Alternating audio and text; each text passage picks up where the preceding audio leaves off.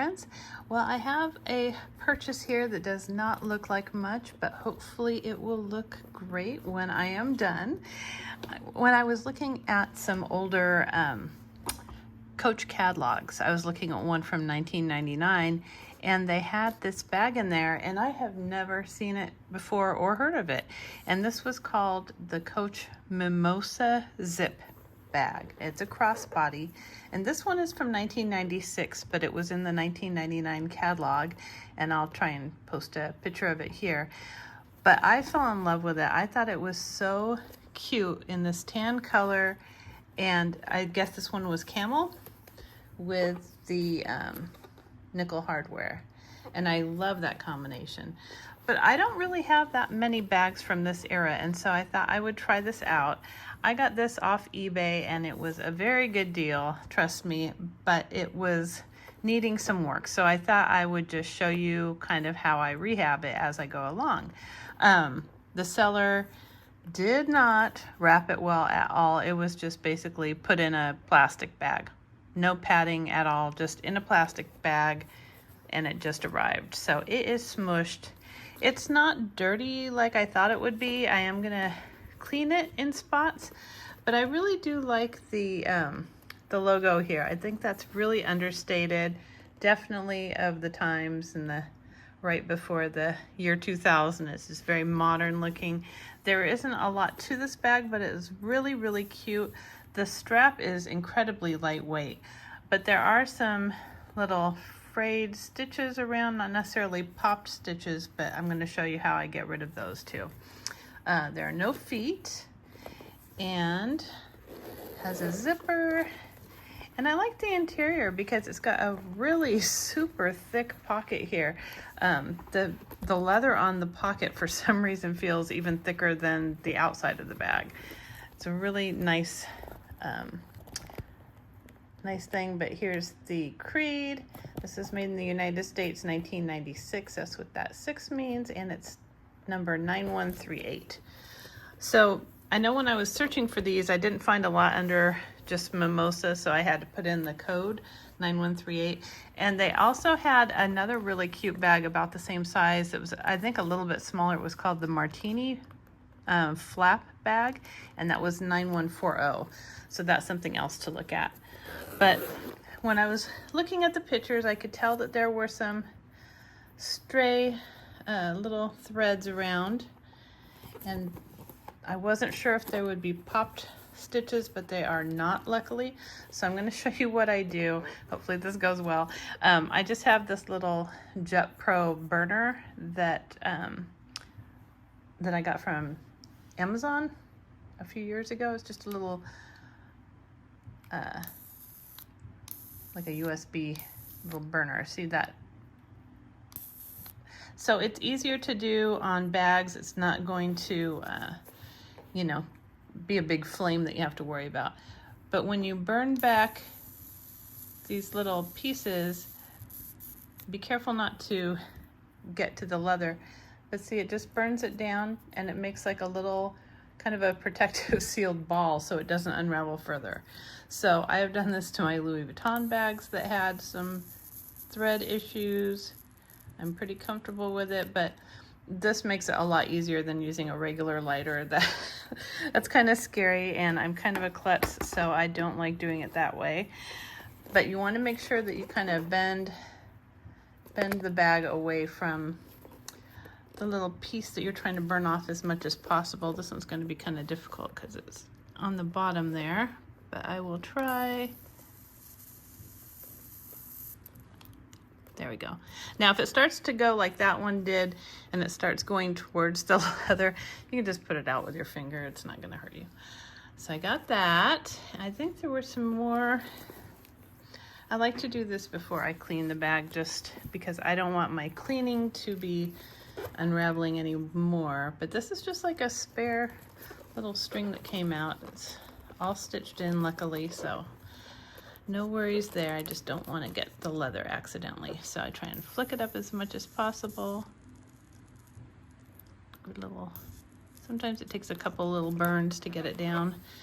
You can always snip it too, but I like the little protective ball that this puts on it so that it won't unravel further. Now the only bad thing about this, it seems to run out of its little gas fast. There we go. So it's getting there. So now the interior of the bag could be kind of dirty when you get these. You do want to brush it out as much as possible. I only see on this one, I think I saw a little bit of pen maybe, just like something right there. This is really clean. It does not smell at all. You could use a little handheld vacuum for this, or you can just kind of give it a little brushing. Get it along the edges there. So this looks like it was kind of rolled maybe a little bit more when it was new, and it's kind of rolled down a little bit since because it got smushed, but everything looks fine. So I'm just brushing out the interior a little bit. And then what I want to do is I want to clean it in the spots that need cleaning. And honestly, this always happens to me, and I'm not complaining because I'm really, really glad that it doesn't have more dirt. I keep wanting to do a vintage Coach bag rehab where I dunk it and show you how I dunk it and clean it, but I'm not going to dunk a bag that doesn't need it, and this does not need it, but it does have some dirt on the bottom part of it in little areas. So I'm just going to use this cleaner. This is my Leather Honey leather cleaner. This one I prefer to saddle soap because it's more gentle. Saddle soap sometimes can make it extremely dry, and you have to be careful. So with lighter colored bags, I like to not use it if I can help it. So I'm just going over this with that cleaner. You don't want to oversaturate, but oh, did get off a little bit of dirt. Like I said, there was not much at all. So it'll get nice and clean before our next step of actually, there's a little dot right there. See if this works on that. The next step of conditioning it. And I don't think that little spot is going to come out. So since I tried to get a little spot, I don't want to leave a dark spot in case this changes the color of it at all. Sometimes it does on the lighter bags. So I want to make sure I go over the whole thing after doing that. The piping looks good. The top looks good. These little bags, I think, were used a lot, and so they kind of tend to be in a little bit worse condition than this. I'd seen some that were more money and they had scratches all over them. This one has a scrape on the back right here, but that's not going to affect anything, and once I condition it, I'll bet you that will probably disappear as well. So I'm just doing a real quick clean, and the sides are a little bit dry. I'm going to focus on those when I'm conditioning it. And the strap, oh, I meant to tell you, it has the Coach hang tag. The hang tag is split, as happens sometimes. So I'm going to just get some leather glue and glue it together when I'm done conditioning the bag. That'll be like the last thing I do. It's not necessary because sometimes they do split like that, but I'm just saying I noticed it, and so I will probably do that. And then I'm just going to go over the strap lightly just to make sure it gets any dirt off of there. The strap is pretty dry. You can see here it's just kind of not, they didn't really put any edge coat or anything on the strap, which I'm kind of surprised about, but I guess that's how they were doing it, kind of a minimalist look then. So I'm just going to go over it with the cleaner, and then I'm going to go over it with the conditioner once that has dried. Okay, so now what I'm going to do with it as it kind of, as that cleaner kind of dries down, I'm stuffing it to get its shape back, and this is probably easier to do if you do dunk the bag. You can very easily reform it, but this wasn't too bad. I think that if I do this for a couple of days, leave it like this, it will definitely work those kinks out of there. And conversely, if the strap had been wrinkled or bent in some way, you can always just put a little bit of weight in the bag and hang the bag on a doorknob for a few days, and that will get the kinks out of the strap usually. So works really good. I didn't do the dimensions on this. It's a really nice sized little bag, kind of like a little toaster bag. So let me give you the measurements now before we continue. So this is 9.5 long, and it's about 4 3/4 high, and then it's a chunky little bag. I really like the way this is made. It seems like it's going to be very practical for me as a crossbody, and it is about 2 3/4 wide as well. So that's a great size bag, and like I said, it is completely weightless. Wonderful little bag. I think I'm gonna get a lot of use out of it. I love this color, the camel. I don't have a vintage Coach bag in the camel color. I've always wanted a camel colored bag with the nickel hardware, and so I'm really happy to have this one. It's gonna be great.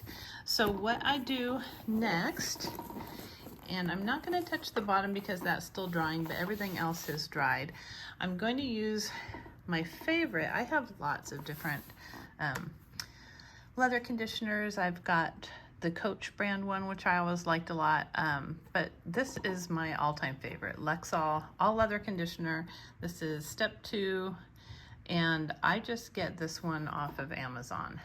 But it works great. The bottle lasts forever, and I've noticed that I really like it because unlike the leather honey or the thicker ones, it doesn't tend to discolor the bag at all. So on my lighter bags, I especially like this, and I'm just using a microfiber cloth, the same type as I use to clean it, and it's just a very liquidy lotion. I squirt out about, like, I don't know, that much on the towel, and then see, it's already absorbed in there. And then I just go over it like so. It'll darken it for a few minutes until it dries. But yeah, this bag, I looked down again. It didn't really need a lot of conditioning. The only thing that feels, I got a blob on the table there. The only thing that feels dry is the sides as well as the strap. So I'm gonna concentrate mostly on those things. But you only need like one blob to do most of a small bag, and then you can of course reapply more, but make sure you get the top where the zipper is as well as the piping. I am glad I got rid of the little threads so they don't get in the way, and I am very glad that this didn't have any actual popped stitches. It was one of those moments where you're looking at the pictures and the person didn't mention any problems at all, but you're looking at the pictures and you're trying to zoom in to see what you can see. And there was a moment where I almost thought, oh, should I cancel this transaction? I don't know if I've ever done that, but I was kind of scared. I was like, ugh, maybe this is not for me, but it's fine. So again, just go over everything. And then for the strap, I just give it a kind of a quick once over, pulling it through like this. And then I'm going to give some extra care to the ends as well as that pesky tag that has separated. I always like to condition the tags as well, just so they match the rest of the bag. So give some extra love to that. This is already adjusted the length I like, but it has, let's see, only 3 holes, so it's not got a lot of adjustments here. And if you wanted to, you could always put on like a little chain for a crossbody strap, just hook it to the buckles. You could always do something like that if it bothered you, but. And then, oh, I see another little stitch right there. I think this bag got some love, but it did not get abused, if that makes sense. It stayed in pretty good condition. I just think the shape of it really needs to be brought back to life. And then once the shape is intact, I'm going to use my little brush and buff it all out after this conditioner has dried. I don't think I need to go over it twice or anything. I think this will be plenty. Okay, so now it is all dry and beautiful, nice and clean. I got the Coach tag glued back together again, I just used some rubber cement, honestly. I couldn't find our leather glue. So my favorite, it's the tag. It doesn't matter as long as it stays together.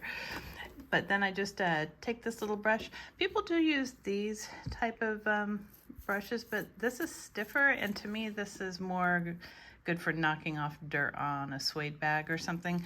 I don't want to get any scratches on it, so I just use this, and this is an old wooden facial brush. It's just really, really soft, which I like, but just kind of buff it all over. Brings back the shine. Look at that. Almost good as new. And I'll do this side too. Give it a nice little buff.